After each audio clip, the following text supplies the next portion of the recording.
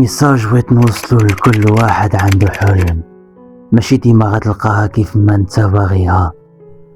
غتجيك لحظات غتحس براسك باللي عييتي وما بقاتش عندك القدرة باش انك دير شي حاجة، لكن كتحس باللي لداخل ديالك كاين شي حاجة كتحركك، عارف فين ماشي وراسم طريقك مزيان.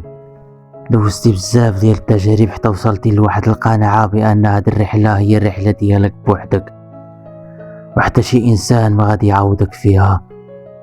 تأكدتي بلا داك الناس اللي كنتي كتقول غيساعدوك معاونك حتى واحد.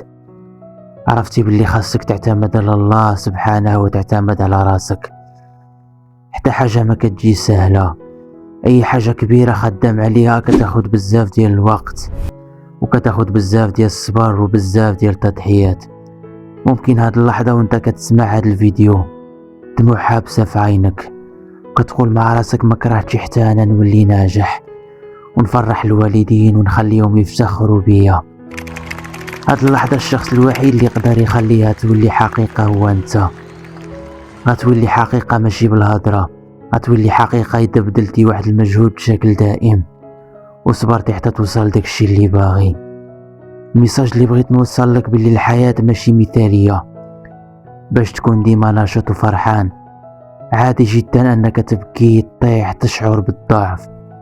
كل انسان كيعيش هاد اللحظات، واذا كنت تبحث عن المثالية فانا اطمئنك، فانت تبحث عن شيء غير موجود اصلا.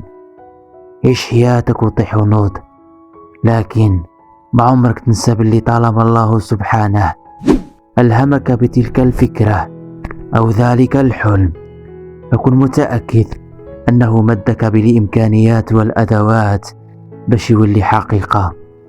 ما تخلش للأحلام ديالك، حيت الحياة بحلم كتعني كل شيء، والحياة بلا حلم ما كتعني حتى حاجة.